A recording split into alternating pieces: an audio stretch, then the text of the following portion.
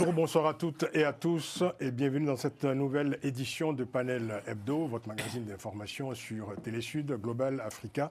Merci de votre fidélité à ce magazine et à tous les programmes de Télésud, Global Africa. Panel Hebdo, l'actualité revue et revisitée, parfois, souvent d'ailleurs bousculée par les chroniqueurs et chroniqueuses invités à nous livrer leurs commentaires, analyses, décryptages et aussi leurs humeurs sur les grands faits de l'actualité en Afrique et dans le monde. Nous sommes en compagnie aujourd'hui de Alfred Sangolokoro, bien sûr. Alfred, bonjour. Bonjour Francis et puis à mes très chères téléspectatrices. Vous l'avez dit, vous y teniez, donc ça y est, c'est fait. Voilà. On peut faire l'émission maintenant. Absolument. Et une personne fortement réclamée par les chroniqueurs, évidemment, Geneviève Gotzinger. Vous êtes là. Bonjour, bonjour. Merci de m'inviter. Vous savez, quand vous m'invitez, je viens. Ah oui, d'accord. Je vous l'ai déjà dit. Ne le dites pas trop aux chroniqueurs, parce que vous êtes souvent invité quand même. C'est un plaisir de vous recevoir en tout cas. Vous êtes présidente de l'agence Image, ancienne directrice générale de RFI et toujours membre de l'Académie des sciences d'outre-mer. Toujours. Toujours. Toujours. Voilà, et puis très active, vous publiez beaucoup depuis quelque temps. Dans une revue, alors rappelez-nous... Alors la nouvelle revue politique, qui a été créée au mois de décembre par Arnaud Benedetti et qui rassemble beaucoup de chercheurs, d'intellectuels, de journalistes aussi. Et vous êtes l'une des contributrices les plus assidues. Sur l'Afrique, je contribue beaucoup. C'est ça. Merci d'être là, en tout cas. Ben Yayassi est avec nous, qui revient toujours de Tambacounda entre deux émissions. Bonjour Ben. Bonjour Francis, bonjour chers téléspectateurs de Dakar et de Tambacounda, j'espère. Merci d'être là. Vous êtes analyste politique, c'est un plaisir de vous recevoir également chaque semaine ici Ben. Et Gracien Roukine-Nikiza, qui a une nouvelle passion d'ailleurs, depuis quelque temps maintenant dit, pour l'Afrique de l'Ouest. Et vous êtes particulièrement intéressé d'ailleurs par une actualité, c'est celle de la candidature de Macky Sall au secrétaire général de l'ONU. Ah oui, pas que ça vous passionne en ce moment. Oui, ça me passionne parce qu'en fait, il a été présenté par mon pays, le Burundi, mais pas son pays, le Sénégal. Donc c'est surtout... C'est ça qui vous a rapproché le Burundi, le président, oui, pas très rapproché. Oui. Le président burundais, qui est en même temps le président en exercice de l'Union africaine, à un certain moment, il y avait une certaine confusion. La confusion a été élevée. Ouais. Enfin, on se réjouit quand même que c'est intéressant de voir, je veux dire, cette affection nouvelle que vous avez pour Macky Sall, quoi. On se réjouit que notre candidat, le candidat burundais, soit le secrétaire général des Nations Unies. On dira bien que c'est le candidat des Burundais. C'est pas ce que vous dites dans les coulisses, en général. Bon. C'est le candidat de 41 pays africains. Votre diplomatie vous honore, mon cher Gracien. Vous êtes analyste politique également. 3 sujets au sommaire de cette édition de Panel Hebdo. D'abord le Niger, où l'interminable détention de l'ancien président Mohamed Bazoum est toujours au cœur de l'actualité. Le 2 avril dernier, les médias ont abondamment rappelé que cette date marquait la fin symbolique du mandat du président Bazoum, toujours détenu, on le sait, avec son épouse, par les auteurs du coup d'État de juillet 2023 et qui Bazoum n'a jamais accepté de signer sa démission. Quelles sont donc les véritables raisons et les finalités de cette détention devenue une énigme nigérienne? Nous en parlerons dans cette émission. Autre sujet de cette édition, les sanctions américaines contre l'armée rwandaise, annoncées le mois dernier, en réaction au soutien de cette armée rwandaise au groupe rebelle M23 qui sévit à l'est de la RDC, de la République démocratique du Congo. Grosse colère du président rwandais Paul Kagame qui a qualifié ces sanctions, je cite, d'insultes jetées à la face du Rwanda. Quel est donc le sens de ces sanctions? Quel sera leur impact sur le conflit à l'est de la RDC? Assiste-t-on à un tournant majeur dans les relations longtemps privilégiées entre le Rwanda et les États-Unis? Réponse dans cette émission. Enfin, nous parlerons de l'étrange émigration des Blancs sud-africains vers les États-Unis. Près de 5000 africanaires déjà relocalisés aux États-Unis à l'initiative du président américain Donald Trump qui accuse sans raison, depuis son retour à la Maison-Blanche, le pouvoir sud-africain de génocide envers la population blanche sud-africaine. Donald Trump, artisan d'un conflit racial imaginaire en Afrique du Sud. Nous en parlerons aussi. Voilà donc pour le sommaire. On commence tout de suite avec le Niger. Le 2 avril 2021, Mohamed Bazoum entamait son mandat présidentiel pour une durée de 5 ans. Un mandat écourté 2 ans plus tard par le coup d'État du 26 juillet 2023. renversé et détenu en compagnie de son épouse. Mohamed Bazoum n'a jamais accepté de signer sa démission. Et le 2 avril dernier marquait la fin symbolique ou théorique de son quinquennat. Je me tourne vers vous, Geneviève Gossinger, vous qui suivez cette actualité. Est-ce qu'on peut dire que cette date du 2 avril 2026 est devenue une étape symbolique dans l'histoire politique du Niger? En tout cas, on est rentré depuis le 2 avril 2006 dans une nouvelle séquence. Jusque-là, on pouvait imaginer que les autorités putschistes du Niger ne souhaitent pas libérer le président parce qu'il se serait éventuellement revendiqué comme chef d'État légitime, ce qui est d'ailleurs le fait qu'on ait passé cette date ne signifie pas que le putsch est légitime. Il y aura un pouvoir légitime au Niger le jour où il y aura de nouvelles élections au Niger. Mais de fait, néanmoins, cette date du 2 avril marque la fin légale du mandat de 5 ans du président Bazoum. Donc aujourd'hui, cet argument-là ne peut plus exister pour le maintenir en détention. Alors, c'est vrai qu'étant donné que Bazoum n'a jamais annoncé sa démission, il ne pouvait pas. Voilà, en tout cas, certains espéraient qu'à l'échéance justement du 2 avril 2026, que les auteurs du putsch de juillet 2023 posent un acte politique en le libérant. Ce ne fut pas le cas. Non, alors ça serait un acte politique et ça serait un acte humanitaire, puisque c'est un homme qui est retenu, au-delà de l'ancien président de la République. C'est un homme, un père de famille, un grand-père, c'est une famille qui est derrière, c'est énormément de choses, symboliquement, humainement, affectivement, rien ne le justifie. Il ne pouvait pas démissionner, Francis Mohamed Bazoum, il avait prêté serment d'assumer un mandat pour lequel il avait été élu par le peuple du Niger. Donc il ne pouvait pas démissionner, il n'allait pas le faire. C'était contraire à ses principes de base, c'est un homme d'honneur, donc il n'a pas démissionné. Depuis le 2 avril, la question se pose en des termes différents. On est rentré dans une nouvelle séquence. Rien ne justifie aujourd'hui de le garder prisonnier en réalité. Et j'irai même plus loin, je dirais que de la part des autorités putschistes du Niger, ce geste pourrait être un élément peut-être de réconciliation, alors que la situation va extrêmement mal dans le pays, à tout point de vue, sur le plan économique, sur le plan sécuritaire. C'est un pays très isolé aussi sur le plan diplomatique. Donc c'est vrai que ce geste-là pourrait contribuer à une forme d'apaisement. Et très franchement, je ne m'explique pas pourquoi ils ne le font pas. Oui. Pour moi, ça n'a pas de sens. Alors, ça rejoint le fait que... On s'est beaucoup interrogé sur les raisons, évidemment, de cette interminable détention. Beaucoup d'hypothèses ont été émises depuis 2 ans, bientôt 3 ans. Est-ce qu'il faut s'inquiéter davantage, justement, du sort de Mohamed Bazoum, d'autant que, c'est une détention sans procès. De toute façon, il n'y a pas de procès annoncé. Pas de raison. Alors, il y a beaucoup d'hypothèses, etc. Mais selon vous, je dirais, quels pourraient être les ressorts non visibles, en tout cas, de cette détention ? Alors, peut-être l'inquiétude, peut-être, puisque la situation se détériore, peut-être l'inquiétude d'un retournement de l'opinion, le fait de le garder comme une espèce de bouclier. Mais en réalité, c'est contre-productif. Je pense que si c'est ça, c'est une mauvaise analyse de la part de ces geôliers. Le libérer ne peut aujourd'hui qu'apparaître comme... De toute façon, ils ont pris le pouvoir. Le pouvoir, ils l'occupent, ils l'exercent à leur manière. À mes yeux, c'est un fiasco total, mais là, ce n'est pas le sujet. Il a été accusé de haute trahison, ce qui n'a jamais été étayé d'ailleurs. Il a été accusé de haute trahison, on ne sait pas sur quelle base, et puis c'est une accusation qui est très ancienne et depuis plus rien. C'est ça. Ses avocats ne l'ont pas vu, il n'y a pas eu l'amorce d'un procès, rien. En fait, il ne se passe rien. Il est là, c'est comme s'il avait été mis sous cloche, Mohamed Bazoum avec son épouse. Dans quelques mètres carrés, là où il erre toute la journée, ils errent tous les deux dans un huis clos absolument incroyable.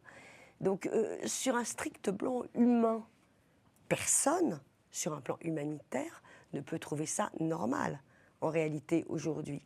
Donc, oui, évidemment, il faut le libérer. Il n'y a aucun argument logique à une détention prolongée.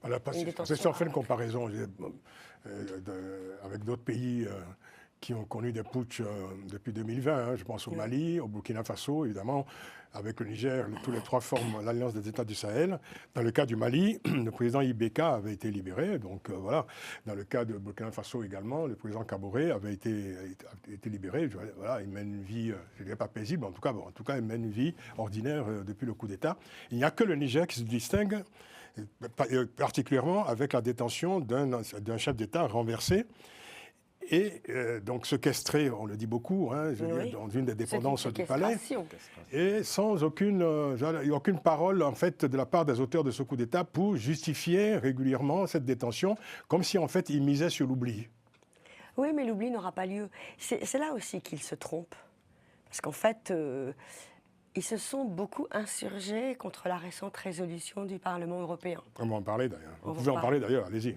Oui, donc qui a été rejeté d'ailleurs par le Niger et les deux pays associés de l'AES, le Mali et le Burkina Faso. Il n'y a rejeté ni accepté en réalité. C'était un geste humanitaire. C'est l'article 150 du règlement intérieur du Parlement européen qui autorise à adopter des résolutions d'urgence sur des cas humanitaires. Ça n'a rien de contraignant. C'est les citoyens de 27 pays d'Europe qui rappellent, à travers leurs représentants, un certain nombre de valeurs. Alors pour ceux qui n'ont pas suivi cette actualité, il faut rappeler que c'était le 12 mars dernier. Le Parlement européen a donc adopté cette résolution qui condamne la détention arbitraire de Mohamed Bazoum et son épouse. Une résolution qui appelait à leur libération immédiate et inconditionnelle. Donc c'est le 12 mars dernier.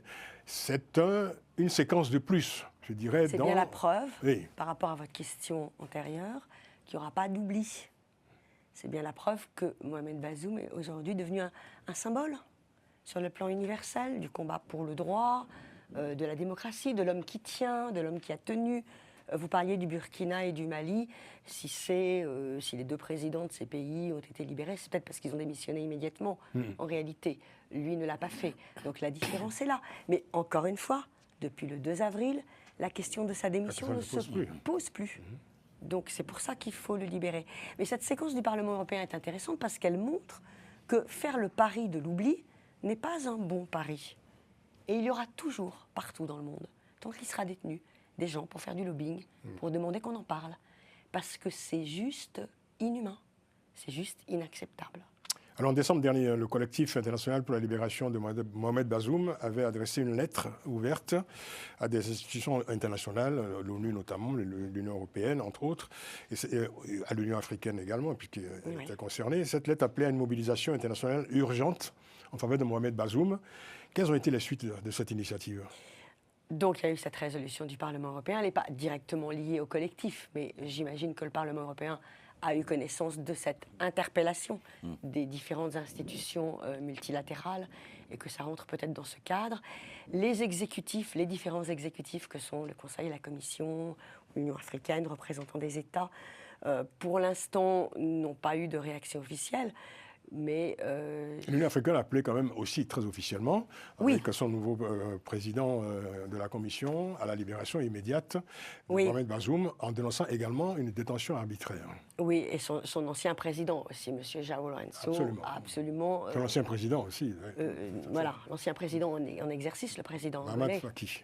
Oui, aussi, absolument. Moussa Faki. Donc en fait, tous, il y a un certain nombre. C'est pour ça que je dis qu'il n'y aura pas d'oubli, en fait. Les différentes, et puis il y a des États aussi qui essaient de négocier. On entend parler de temps en temps de négociations, de médiation, d'États.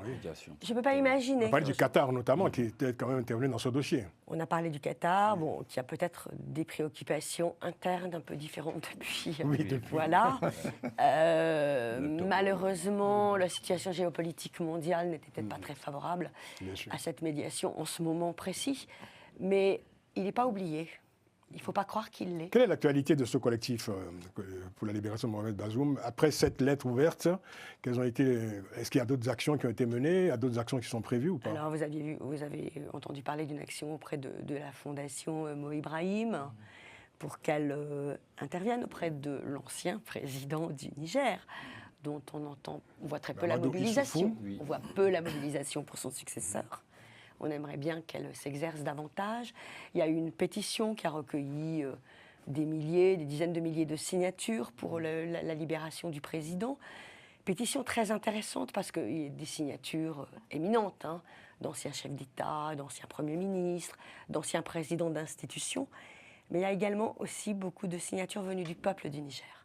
Et ça me semble très, très intéressant également. Ça montre que quelque part, on brave sa propre peur. C'est très compliqué de signer ce type de pétition quand on habite un pays qui est une dictature militaire, où vous risquez de vous retrouver en prison du jour au lendemain. Donc le faire, ça témoigne de quelque chose. Je sais que sur les différentes boucles WhatsApp aussi, notamment dans les langues du Niger, que moi je ne parle pas, mais néanmoins, on m'envoie beaucoup de témoignages où il y a un seul nom que je comprends, c'est Bazoum, et ce nom, c'est le regret de quelque chose qui est disparu. C'est le regret d'un espoir qui était né le 2 avril 2021. Et vous avez vu aussi, alors ça dépasse le cas du Niger, mais vous avez vu la création récemment, l'annonce de la création, le 7, de l'Alliance des démocrates du Sahel, oui, qui regroupe des personnalités de la société civile des 3 pays de l'AES. Donc, face à l'AES, l'ADS, c'est ça.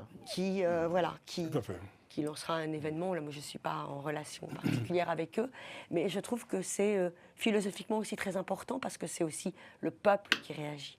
Et personnellement, je pense que la libération de peuple ne vient que de ces peuples. Et nous avons noté que vous-même avez lancé un appel cette semaine, un appel aux participants de Global Progressive Mobilization. C'est une, alors, faut dire que voilà, c'est un espace qui permet aux réseaux, organisations et penseurs progressistes les plus influents de la planète d'aligner leur vision et d'amplifier leur impact. Voilà, je cite évidemment la présentation de cette organisation. Vous avez lancé un appel aux participants. Ils se retrouvent à Barcelone. C'est des gens qui se retrouvent à Barcelone, qui se présentent comme des progressistes, qui se présentent comme des démocrates. Parmi eux, un certain nombre de qui seront à Barcelone à partir du 7. Voilà, pour le week-end. 17, oui, c'est ça. 17 avril. Un certain nombre de tables rondes, de réunions, de débats entre eux sur la démocratie et sur la marche du monde et la réaffirmation de valeurs de leur part, et notamment la démocratie. Beaucoup parmi eux sont également membres de l'Internationale socialiste. Donc, ils ont croisé Mohamed Bazoum. Ils connaissent évidemment ses valeurs. Tout à fait. Ils sont là pour affirmer et débattre de valeurs. Ce sont celles de Mohamed Bazoum. Il serait absolument impensable qu'ils ne parlent pas de Mohamed Bazoum. Vous qui êtes très engagé en faveur de la libération de Mohamed Bazoum, est-ce que vous êtes plus inquiète aujourd'hui qu'il y a quelque temps ou pas? Je suis par naturel, parce que c'est mon caractère, optimiste et volontaire. Quand on est volontaire et optimiste, ça atténue l'inquiétude. Après, forcément, quand un homme est depuis presque 3 ans entre 4 murs, sans voir le jour extérieur, on est forcément inquiet sur son état psychologique, sur sa santé, sur la suite, quand il sera délivré, parce qu'il le sera un jour. Donc autant qu'il le soit le plus rapidement possible. Forcément, je suis inquiète.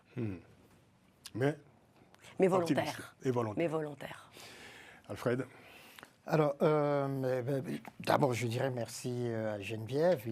Elle a très bien retracé le cadre, le contexte et sur la situation de Mohamed Bazoum et Hadiza Bazoum, incarcérés ou séquestrés depuis le putsch de 2023. Ce que je voudrais ajouter, c'est que le putsch est illégal. Et que tous les actes qui ont suivi après sont des actes illégaux. Le maintenir Mohamed Bazoum et puis Hadiza Bazoum en séquestration relève justement de cette infraction au droit et à la Constitution. Vous voulez dire que c'est une circonstance aggravante pour le putsch? Absolument, absolument. Et finalement, parce que le putschiste qui est à la tête, Abdourahmane Tchani, qui est à la tête du pays, est dans l'impasse, il n'a pas voulu, pendant ces 3 années, libérer Mohamed Bazoum, craignant justement qu'il y ait peut-être une réaction après sa libération qui aurait pu provoquer un contre-coup d'État par ailleurs. Et que donc, il fallait le maintenir en prison. Mais Geneviève a très bien rappelé, depuis le 2 avril, c'est terminé cette histoire-là. Maintenant, il y a des raisons humanitaires. Et si on entrait même dans l'anthropologie politique africaine, mais oui, il y a des cas où, effectivement, quand c'est comme ça, vous avez privé quelqu'un de sa liberté alors qu'il n'avait rien fait, qu'il n'a rien fait, le maintenir dans cet espace réduit avec son épouse, sans voir la lumière du jour, couper toutes les communications, c'est d'une violence absolue. Ça me rappelle un peu Cécile Kohler et Jacques Paris quand ils rappelaient leurs conditions d'incarcération en Iran. et dans la prison d'Evin en particulier, ça rappelle cela, c'est-à-dire on veut vous détruire, vous anéantir complètement en vous coupant des liens avec l'extérieur. Détruire votre humanité. Exactement. Sauf que, ce qui est intéressant dans le cas de Mohamed et Hadiza Bazoum, c'est que ils ont résisté jusqu'au bout, ils continuent à résister justement. D'abord en refusant de démissionner et deuxièmement en tenant front justement. Et c'est ça qui pour moi fragilise Abdourahmane Tiani. C'est ça. Il y a quand même un contexte, Geneviève, dans le Sahel, bon évidemment, la situation géopolitique avec le calendrier, l'agenda, pardon, de l'Alliance des États du Sahel. Et parmi les derniers développements, cet entretien du capitaine Ibrahim Traoré il y a quelques jours qui invitait ses concitoyens à oublier définitivement les vertus de la démocratie, ou plutôt les dangers de la démocratie, parce qu'il disait la démocratie tue. C'est extraordinaire, c'est lui qui tue. Voilà. Bon, c'est quand même une phrase qui restera dans les annales de la politique africaine. Qu'en avez-vous pensé de cette sortie? Alors pour moi, c'était une de plus, oui, une de plus, de la part d'un homme que je considère, excusez le terme, hein, mais je pense que c'est le bon mot, comme un vrai psychopathe. Malheureusement, les Burkinabés ont un psychopathe à la tête de leur pays. Bon, j'espère qu'ils en seront le plus vite possible libérés. Je pense que c'était une réaction directe au rapport de Human Rights Watch, qui a été très très violent, qui lui a renvoyé dans la figure la réalité de cette prison à ciel ouvert qui est devenue le Burkina, où on massacre des gens sur des critères ethniques, où on envoie au front des septuagénaires, où toutes les libertés sont supprimées. Après les partis politiques aujourd'hui, c'est les ONG qui viennent d'être interdites. En fait, voilà. Donc évidemment, ça l'a rendu fou. D'où cette sortie face à des journalistes.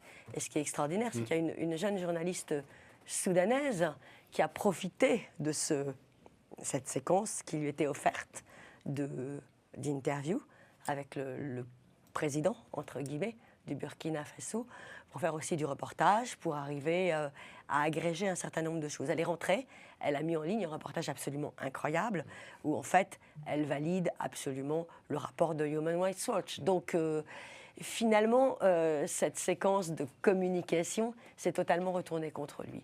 Quant à ce qu'il dit sur la démocratie, c'est un pur scandale. La démocratie, elle nous appartient à tous. La démocratie, chacun d'entre nous se l'approprie dans tous les pays du monde, à sa manière. Elle n'est pas pratiquée de la même manière en Inde qu'en Afrique du Sud ou qu'en France, mais c'est la démocratie. Et c'est ce qui garantit à chacun d'entre nous de pouvoir s'exprimer en liberté sans avoir peur. Alors, essentialiser l'homme noir parce qu'il est africain, mais pour moi c'est le comble du racisme en fait. C'est un racisme à sens inverse. Donc c'est moi personnellement qui suis une universaliste, qui croit en la démocratie comme vous, je sais, quand j'entends ce type de propos totalement hérétiques, ça me rend folle. Et ce qui me rend folle, c'est que certains le croient ou le suivent, prennent la démocratie comme un produit d'importation. Les activistes.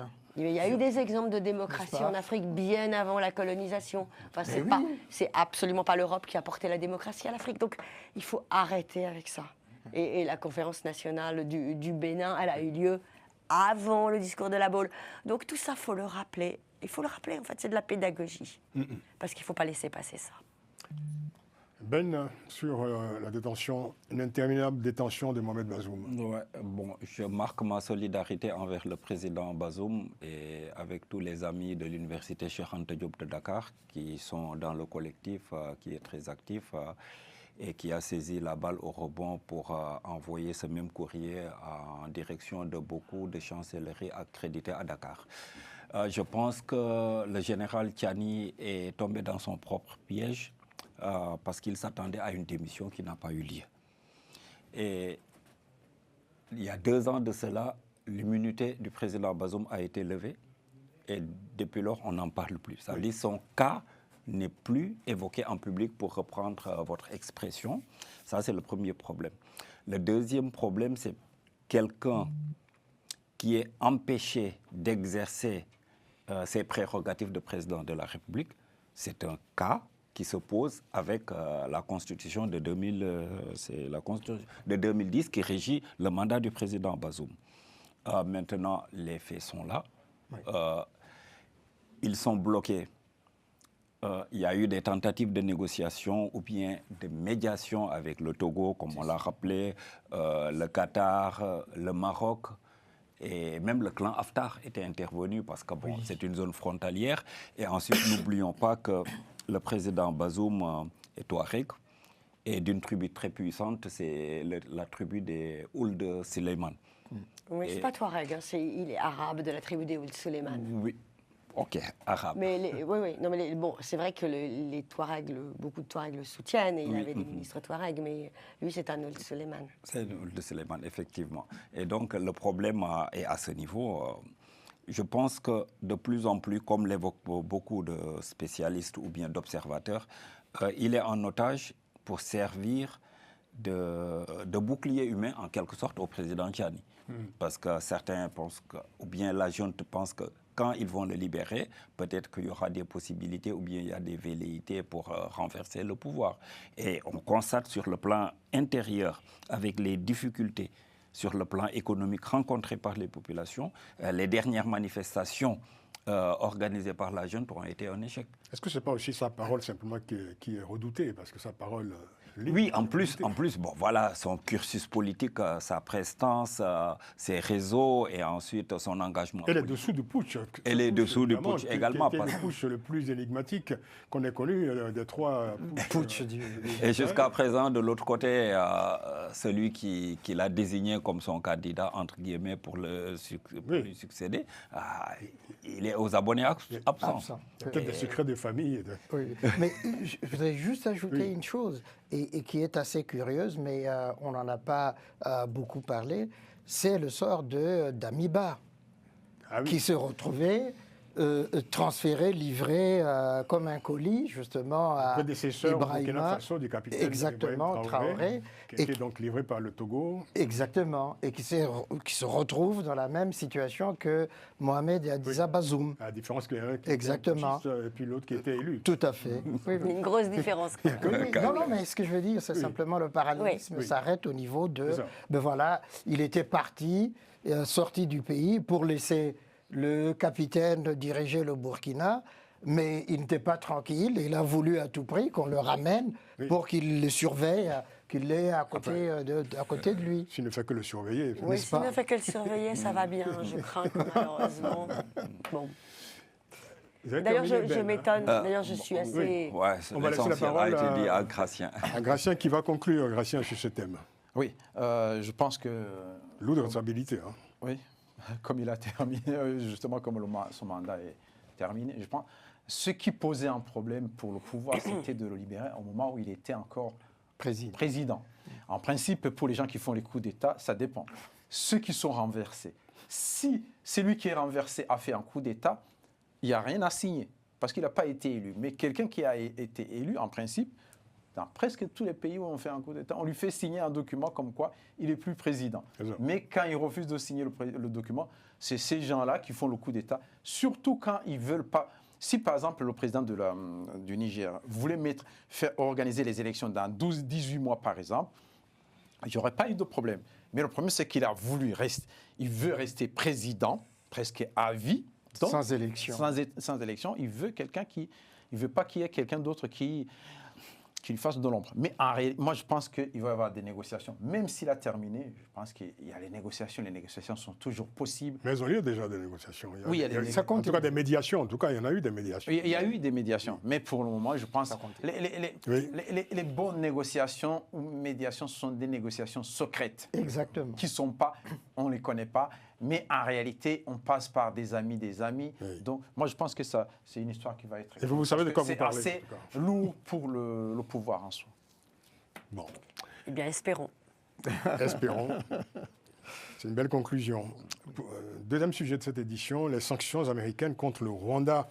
Sanctions annoncées par Washington le mois dernier contre l'armée rwandaise pour son soutien au groupe rebelle M23 qui occupe actuellement plusieurs localités à l'est de la RDC. Et il y a quelques jours, le président rwandais, dans une interview à Jeune Afrique, au journal Jeune Afrique, Paul Kagame a qualifié ces sanctions, je cite, d'insultes jetées à la face du Rwanda.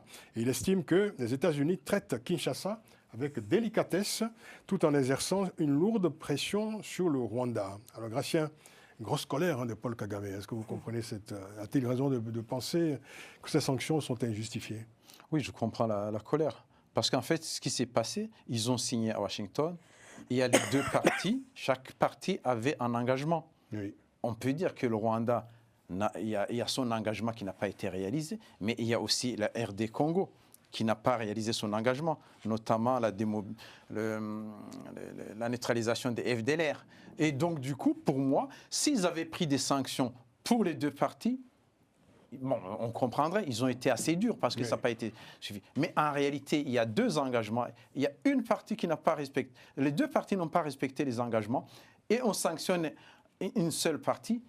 Pour moi, c'est assez injuste. Oui. Oui. Donc, pour vous, en fait, il aurait fallu sanctionner les deux parties. Soit sanctionner les deux parties, soit essayer de mettre la pression sans sanctionner pour que les deux parties réalisent leurs engagements. Est-ce que vous considérez que ces sanctions sont justifiées? À vous écouter, elles sont justifiées. Non, vous aimeriez simplement qu'elles s'étendent à la RDC, c'est ça? On peut dire, par exemple, il y a les accords qui ont été signés. Oui. On peut dire, ça dépend, tout dépend. Les accords qui n'auraient changé sur le terrain d'ailleurs.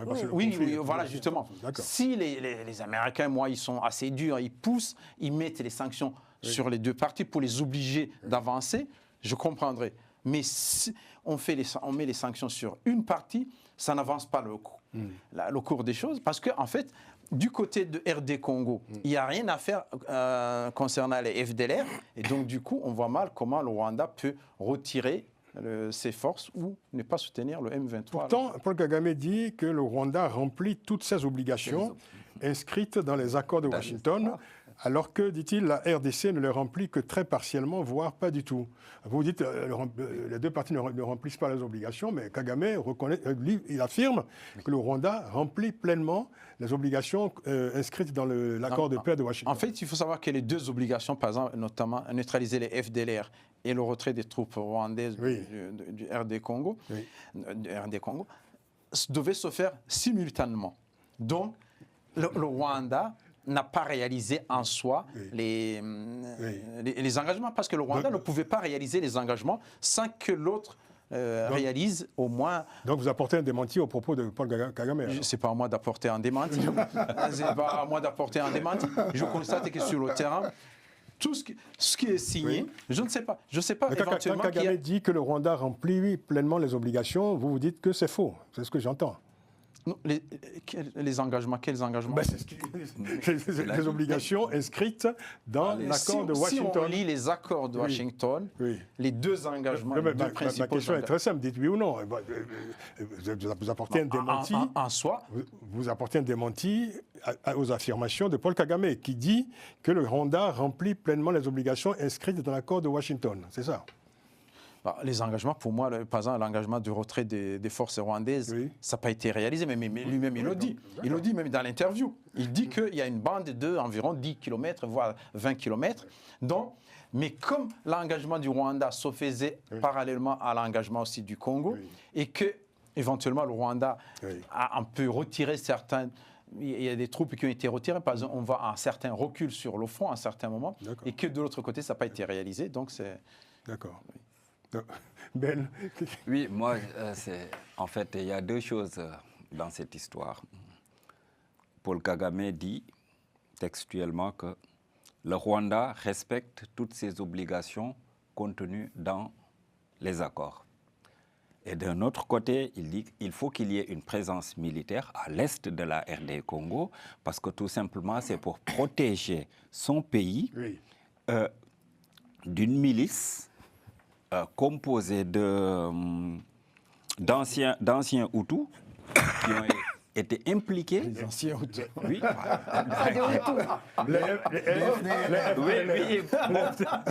Ils sont toujours Hutus.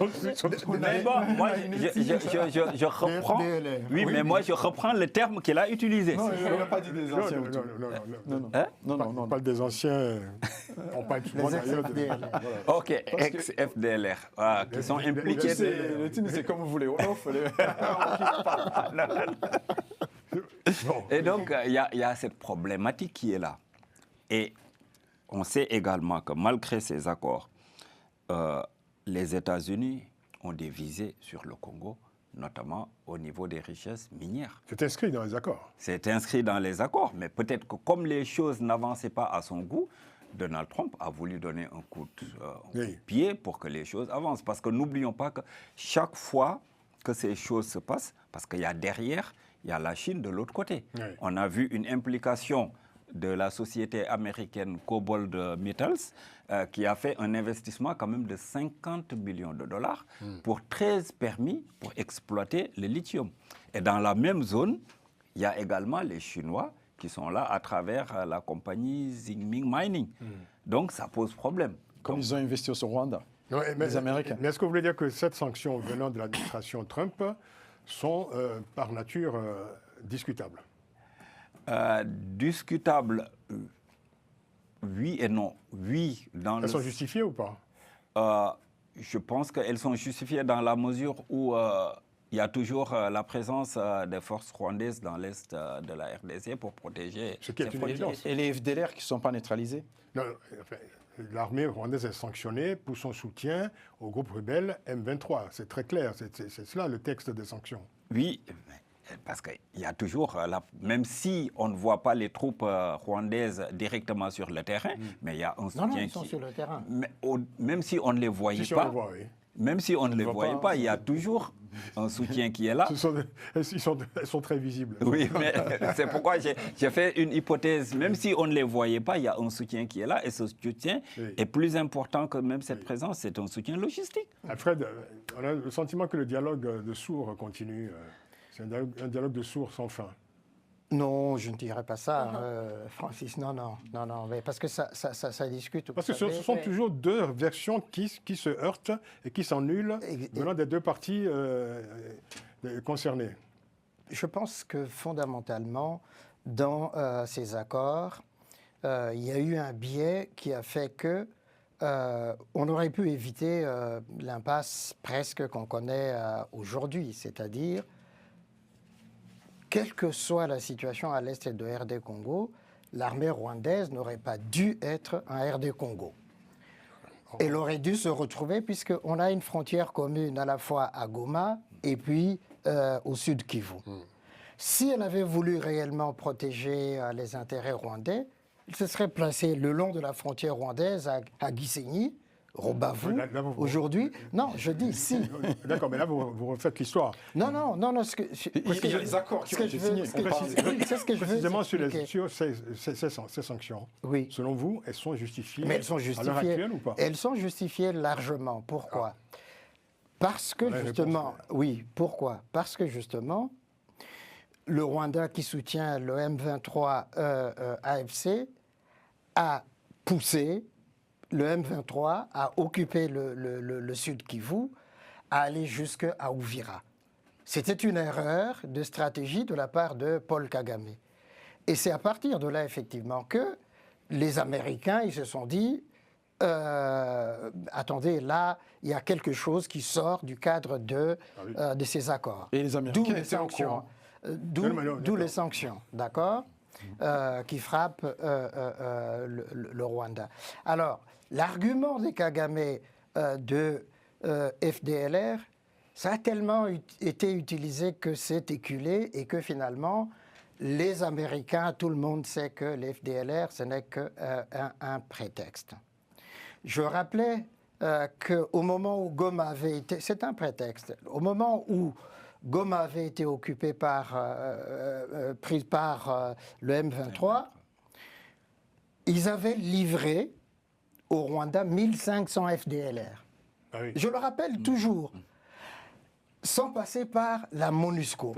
Et la MONUSCO avait protesté disant, ça ne se passe pas comme ça. Si vous aviez réellement capturé des FDLR, vous auriez dû passer par nous et la MONUSCO allait les remettre au Rwanda selon les procédures, justement.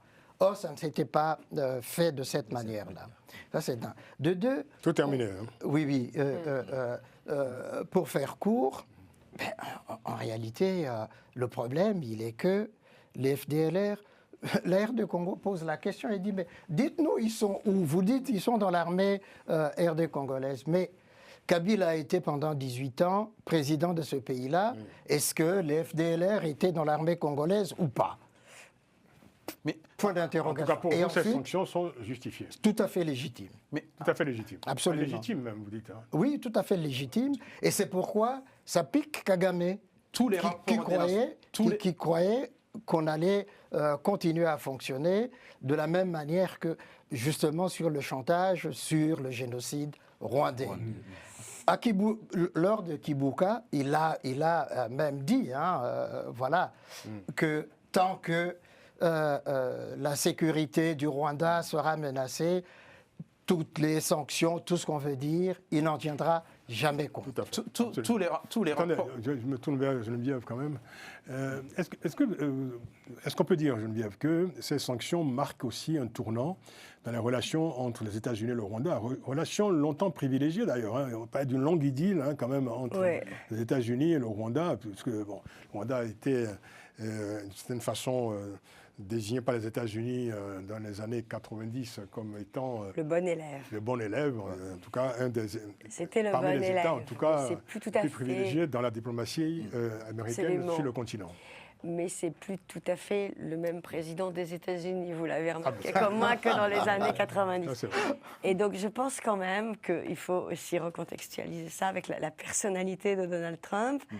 Les accords, c'est les accords de Washington. Il n'aime pas trop qu'on lui résiste. Les accords ont été signés. Il se rend compte que sur le terrain, c'est pas tout à fait ce qu'il aurait souhaité. Comme tous les accords qu'il a signés d'ailleurs. par ailleurs. Absolument. Comme Donc, toutes les guerres qu'il dit avoir gagné, Arrêtez.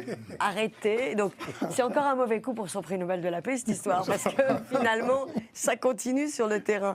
Donc, à partir de là, bon, bah, j'essaie de resserrer les boulons. Et voilà, donc c'est ça les sanctions. Je pense que c'est quand même très, très largement lié à la personnalité de Donald Trump aussi. C'est vrai. Vous voulez réagir, Gracien? Oui, oui. En fait, tous les rapports des Nations Unies mentionnent bien qu'il y a les FDLR au Congo. Sauf que quand les Congolais lisent ces rapports, ils lisent que la partie qui les embête pas. Et tous les rapports, l'accord qui a été signé, je pense que les Américains sont tout de même informés. Les Américains, le président américain, pour faire des accords comme ça, il consulte la CIA, il consulte les services de renseignement. Il sait bien qu'il y a des FDLR. On sait bien qu'il y a les FDLR qui passent dans le camp de Mutobo. On sait bien. Ils sont combien? Tu peux rigoler? C'est la Tu peux- question, mais ils sont combien? Il y a même les des gens qui ont FDLR? été arrêtés qui le Mais disent. ils sont combien? Ils sont combien? Oui. Tu veux que moi je te dise les chiffres? Ah ben voilà. Donc, c'est pourquoi je dis, Les ça chiffres, relève... ils tournent autour de 5 ça 000. relève... Ils tournent autour de 5 000. 1500 ont été remis par l'AFC. Mais l'AFC 23, M23... 1005, ils étaient où? Ben, S'ils ont, voilà. mais s'ils ont arrêté, Et non, quand s'ils tu ont commences arrêté, quand tu toi-même, commences à te acceptes, poser cette toi-même, question-là, tu reconnais qu'il y avait 1005. S'ils ont Non, arrêté, je ne reconnais non, pas. mais bien Je sûr, constate simplement Oui, que oui, tu constates l'AFC qu'ils ont M23 avait remis 1500 1500. FDLR. Et Si la tu remets question alors, je qu'on se termine, pose- je termine. Si tu arrives à arrêter 1500 parmi les Et comment ils combattants, les ont ça veut dire arrêtés? que C'est ma c'est une question. armée qui Et dépasse où? dans les 5000. Et où? Donc, on sait bien, les Américains savent bien où ça se trouve. Mais non. C'est documenté. Il suffit de demander aux gens. C'est documenté. Ils ont même donné des plans où se trouvent ces gens. Mais non, grâce. Est-ce qu'on peut Tout revenir est aux sanctions, documenté. s'il vous plaît, Gracien? Oui, donc ce que je vais conclure? dire, en réalité, tous les accords, tout ce qui a été signé, on sait bien qu'il y a des FDLR. Et la seule façon, c'est de neutraliser Non, les les FDLR. sanctions Non, sont-elles légitimes faut pas ou non? prendre parce que Trump, il est pressé pour ses minerais. Mais non. Tant qu'il y a les FDLR à l'est du Congo, ça sera difficile de faire la paix. C'est étonnant parce que en fait, vous sortez systématiquement le chiffon rouge de FDLR. C'est pas moi qui le sors. Et on sait que la situation des FDLR a quand même évolué, comme vous dites, il y a eu quand même certains qui ont été donc, livrés en quelque sorte au Rwanda. Les 5 000 dont vous parlez, cela fait quand même quelques années qu'on a ce chiffre qui est le même chiffre constant, répétitif. Ça recrute aussi. Alors, et pourquoi vous n'insistez pas aussi, dans votre propos, sur le soutien clair, évident, apporté par l'armée rwandaise au mouvement rebelle M23. M23 et AFC. l'AFC? le soutien. C'est quand même ça. C'est la réelle Ça, le fond du préoccupation des problème. habitants de la RDC, de l'Est de la RDC. Personne ne nie Ceux son qui soutien. sont à Bukavu, qui sont à Goma, ils sont confrontés, je veux dire, à l'occupation de ces groupes rebelles. Mais C'est ça la vraie question. Ils sont confrontés à l'occupation. Bien sûr, ils sont confrontés à l'occupation. Ils sont plus confrontés par l'occupation des FDLR. Non, Les réfugiés. Bon, alors, les réfugiés qui sont en Ouganda, qui sont au Rwanda, qui étaient à un certain moment au Burundi, sont des réfugiés pourquoi? Les groupes armés actifs qui mènent aujourd'hui un conflit contre un État, donc un État souverain qu'est la RDC, c'est le M23 et l'AFC. Je dis que c'est une évidence absolue. Le Rwanda n'est pas agressé sur son sol, que je sache. Bah, pas encore. Ah bon. Pas encore. Mais c'est pour ça, parce qu'ils disent qu'ils ont mis des mesures défensives. C'est de cette façon. D'accord. Mais en réalité, il y a deux choses à régler. Il y a ce soutien et le retrait des forces rwandaises. Il y a la neutralisation des FDLR. Ça se fait, c'est bien marqué. C'est pas moi qui ai écrit, c'est pas moi qui ai signé. Du dialogue de sourds, je pense qu'on y est. Mais pourquoi le président Tshisekedi a signé la neutralisation Il y a comme un des agresseur et FDLR? un agressé dans l'histoire, non? N'est-ce pas? Non, c'est pas comme ça. Ah, si. Un peu quand même. En tout cas, il y a deux choses. Ben, allez-y, vous êtes le juge de paix. Pas complètement, mais bon, en tout cas, il y a un constat. Moi, je me base sur quelque chose de factuel. Il y a un constat qui est là. Ça veut dire la paix est encore illusoire dans le contexte actuel. Parce qu'il y a le Rwanda qui, pour des raisons stratégiques ou bien pour des raisons de défense de son territoire national, arme des mouvements qui sont présents au niveau de l'Est de la RDC. Ça, c'est un fait qui est indéniable. D'un autre côté, il y a Donald Trump qui s'énerve, qui s'impatiente parce qu'il a des visées sur les minerais, les richesses du Congo. Et comme les choses n'allaient pas à son rythme, il a été obligé de taper du poing sur la table en rappelant à l'ordre le Rwanda et son président en leur disant que bon voilà, là, c'est la fin de la récréation, il faut avancer, sinon moi j'avance. Oui, en fait, l'un des problèmes aujourd'hui de la RDC, c'est d'avoir les États-Unis de Trump comme médiateur. Comme médiateur et le Rwanda comme agresseur. C'est pas le meilleur. C'est pas le meilleur. Pas forcément, puisqu'il y a le Qatar aussi qui est là, il y a l'Union africaine, enfin bref, il y a plusieurs médiations. Le Qatar, c'est pas le Rwanda et le... Mais la réalité est là qu'effectivement... Machad Boulos, effectivement, qui est chargé de ce dossier de l'accord de Washington, a été convaincu effectivement que le Rwanda active, torpille en réalité l'accord de Washington, d'où justement le fait que... Ce que tous les observateurs disent depuis des années. Exactement. Et on l'a constaté sur le terrain quand les sanctions ont commencé à être évoquées. Le Rwanda a demandé au M23, non seulement au M23, mais aux sociétés pétrolières européennes qui sont de l'autre côté en Angola, de voir comment financer leur défense, parce que c'est les forces. C'est ça, Mozambique, tu veux dire. En Angola aussi, au niveau de Cabo Delgado. Mozambique. C'est Mozambique, pardon, oui, au niveau de la région de Cabo Delgado. Les sociétés de gaziers, c'est le gaz plutôt là-bas. Effectivement, le Rwanda a joué sur ce point en disant, bon voilà, vu que maintenant vous m'attaquez, il faut trouver les moyens de protéger ces sociétés. L'Union européenne a décidé de couper justement le financement. Parce qu'il y avait un financement de 20 millions Ils d'euros. n'ont pas coupé On n'aura pas parce qu'on épuisé sait ce pas sujet, bien entendu. Voilà, donc Gracien considère que ces sanctions sont injustifiées. Vous, Alfred, vous considérez que... C'est légitime. Elles sont plus que justifiées. Justifié et légitime. Absolument. Il faudra prendre aussi pour le... Très bien, ça sera donc une fin provisoire. N'est-ce pas? On aura l'occasion d'y revenir. On ne va pas s'éloigner beaucoup de Donald Trump, puisque nous allons parler de sa diplomatie raciale en Afrique du Sud. Depuis son retour à la Maison-Blanche, Trump, sur le conseil d'Elon Musk d'ailleurs, a multiplié les actes d'hostilité envers Pretoria qu'il accuse d'organiser un soi-disant génocide blanc. Totalement imaginaire, bien entendu. Considérant que les afrikaners sud-africains sont persécutés, il a mis en place un programme d'accueil des fermiers sud-africains blancs aux États-Unis. Et déjà, près de 5000 ont été accueillis avec un statut de réfugiés. Et de son côté, le gouvernement sud-africain dénonce une campagne de désinformation contre l'Afrique du Sud. Alors Alfred, est-ce qu'on peut dire que Donald Trump joue à l'apprenti sorcier avec ce programme d'accueil des Afrikaners? Mais absolument. Mais ça ne m'étonne pas de sa part, en tout cas sur cette question-là.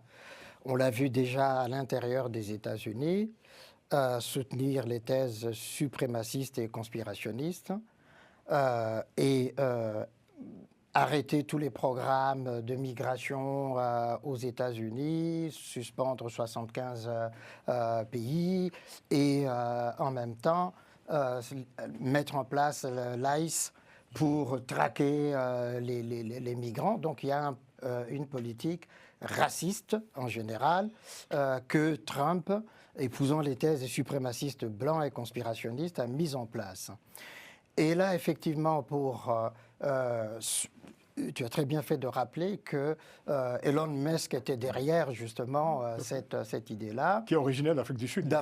Voilà, exactement. Ce que je lui ai souvent rappelé à Elon Musk, je dis, mais toi, d'abord, tu étais Vous le tutoyez, vous un clandestin. Hein, si, hein, un clandestin. Alfred le tutoie.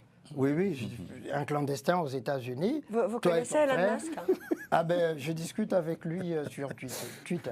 Alors, moi j'ai eu mon compte X piraté, et j'aimerais bien, dans ce cas-là, si vous connaissez Elon Musk, si vous pouvez m'aider à le récupérer. Oui, j'ai vu ça. Vous en parlez hors. D'accord. Et donc, lui rappeler cela, que lui, il était sud-africain, lui et son frère étaient des clandestins, mais ils ont obtenu finalement, voilà. Et qu'il y avait un mensonge éhonté à continuer de dire qu'il y a une persécution des Blancs. C'est vrai qu'il y a eu des assassinats de quelques fermiers blancs, mais de là à accuser le régime sud-africain de politique systématique. Et en fait, tout est parti aussi de la loi sur l'expropriation des terres. Voilà. Et qui ne concerne que très peu, justement, d'Afrikaners. Et donc, c'est parti de là. Mais si on refaisait un peu l'histoire, justement, de ce suprémacisme blanc rapidement, on verra que ça ne date pas d'aujourd'hui. En fait, que Trump s'inscrit dans cette tradition qui remonte au XVIIIe siècle, qui a commencé par l'Amérique uniquement pour les Blancs. Et puis, c'est arrivé au XXe siècle, la même chose. Et maintenant, ça embraye là-dessus pour dire... il y a une menace pour la population blanche des États-Unis, beaucoup trop de latino-américains, et puis d'ici là, la théorie du remplacement, comme on l'a entendu ici aussi. Et donc, c'est tout cela qu'il mélange. Dernier point, c'est que en nommant cet ambassadeur raciste, Bozell, en Afrique du Sud, on l'a vu, hein, mais le retour du bâton, c'est que l'Afrique du Sud aussi a nommé comme ambassadeur un ancien négociateur afrikaner, justement, de la fin de l'apartheid, comme ambassadeur aux États-Unis aujourd'hui. Alors Geneviève, hein, donc voilà que Trump transforme la diplomatie, ses relations diplomatiques avec l'Afrique du Sud en un conflit racial, quoi. Attention, danger? Oui, non mais complètement, évidemment danger. Non mais c'est incroyable. Enfin, on voit quand même aussi une certaine absurde méconnaissance même de l'histoire sud-africaine, parce que... Oui. Non mais je pense qu'il a une méconnaissance pour qui connaît cette histoire. Il a une méconnaissance quand même de beaucoup de choses, le président des États-Unis. Je ne pense pas que ce soit, d'une manière générale, un très grand connaisseur de l'Afrique. Soyons clairs. Hein. Et du monde, d'ailleurs. Du monde, mais là, bon, en l'occurrence, il est question de l'Afrique, donc je ne pense pas qu'il connaisse bien l'Afrique. Il a quelques relais. Il a fait aussi un truc bizarre avec le Nigeria. Je me rappelle quand même, il racontait que les chrétiens étaient massacrés au Nigeria. Donc il a bombardé. Tout à fait. Voilà, il a bombardé pour sauver... Des villages, non pas des terroristes. Pour sauver des chrétiens massacrés. Bon, là, j'ai un site blanc en Afrique du Sud. On est complètement dans la réalité alternative. En ce qui concerne cette immigration blanche, effectivement, d'Afrikaners... alors, le père d'Elon Musk est en train de faire la même chose avec la Russie. Tout à fait. C'est ça. Donc, qui est aussi un grand pays du suprémacisme blanc, quand même, la Russie de Poutine. On est d'accord, il faut quand même le dire. Il y a un seul truc vrai dans les... Je ne sais pas si vous avez entendu les vocaux qui circulent aujourd'hui de conversations. Oui. de Kémy Séba, qui a été arrêté en Afrique du Sud, justement. Oui. Donc il y a des vocaux de conversation qu'il a eu avec un ami qui circulent où il parle de la Russie et il dit ils n'aiment pas les Noirs. C'est vrai, en Russie, on n'aime pas beaucoup les Noirs. On est très suprémaciste blanc. Donc le père, pareil, d'Elon Musk s'est rapproché de Poutine pour essayer de le faire accueillir quelques malheureux Sud-Africains blancs victimes d'un génocide, comme chacun sait. Ben, j'allais dire que Nelson Mandela n'aurait pas aimé ça. Non. Pas du tout. Pas du tout. Il doit se retourner même dans sa tombe, le grand Madiba. Ouais. Là, on est dans une situation plus qu'ébuesque, une fiction politique, comme diraient certains, qui est devenue un outil diplomatique. Et là, c'est plutôt dystopique. Hein. Ouais, Complètement. Et de la plus mauvaise manière, parce que quand on affiche des choses de cette manière, et le pire, c'est que ces Afrikaners qu'on a fait venir aux États-Unis, là, ils sont en train de déchanter. C'est ça, beaucoup. Ils sont beaucoup en train, parce que ce Certains qui a été vendu et la réalité du terrain pose problème. Moi, j'ai l'impression, ça c'est un point de vue personnel, j'ai l'impression qu'à un moment donné, vu que c'est un gouvernement de suprémacistes, de petits-fils de nazis et tout ce qui va avec, et de Ku Klux Klan, ce qui se passe, c'est qu'à un moment donné... Très sympathique. Oui, à un moment donné, on se dit qu'il va falloir tout faire pour avoir une population blanche par rapport... pour faire face... C'est un vieux fantasme. Bien Oui, C'est d'accord. En fait, c'est une façon, pour reprendre une expression qui a été... Mais c'est une idéologie également. C'est une idéologie, ça veut dire, à un moment donné, il faut reblanchir la population des États-Unis. Et c'est le canevas qui a été tracé. D'ailleurs, Pas avec 5000 personnes qui va y arriver. Mais en espérant que la... Stratège au petit pied. Là. N'est-ce pas? En espérant que la démographie va aider avec beaucoup de naissances à combler le gap. Vous allez conclure, Ratien. Oui, mais au-delà de l'influence... Concluez sans faire rebondir vos... Pas du tout. Au-delà de l'influence d'Elon Musk, il y a aussi les relations de l'Afrique du Sud avec Israël, qui ne sont pas du tout, notamment avec cette histoire-là de tribunal, procès, oui. Ça, oui. Et les relations avec la Russie, et l'Iran aussi, à un certain moment, la Chine. Donc, c'est Trump, le président Trump, il est dans l'esprit de faire tout contre l'Afrique du Sud. Absolument. Vous avez vu qu'ils n'ont même pas été invités à Paris. Pour le G20, oui. Le G20, oui. Et donc, du coup, il va faire tout pour punir l'Afrique du Sud. Et je vois mal comment l'Afrique du Sud... le président sud-africain, il a été à Washington. Il a essayé de faire vraiment profil bas, mais ça paraît ici. Donc, pour moi, je pense que ce n'est pas le premier coup. Il y aura d'autres coups derrière. Merci à vous, c'est la fin de cette édition. Merci Geneviève, merci d'être venue. Merci Alfred, merci beaucoup. Merci. Il n'y a pas de confusion. Ben, merci. Merci. C'est mon cousin. Hein. Merci à Moustapha Kanté qui est de retour et qui a réalisé cette émission. À côté de lui, Romain Clicquot de Menck, bien entendu. Grand merci à cette équipe technique et surtout merci pour leur patience. La patience. Hein. Et voilà, ils supportent quand même beaucoup d'émissions toute la journée. Ils comprendront, hein, Moustapha. Si tu nous entends, ben, vite, tu es à côté. Rendez-vous la semaine prochaine pour une nouvelle édition de Panel Hebdo. D'ici là, prenez grand soin de vous. À très vite.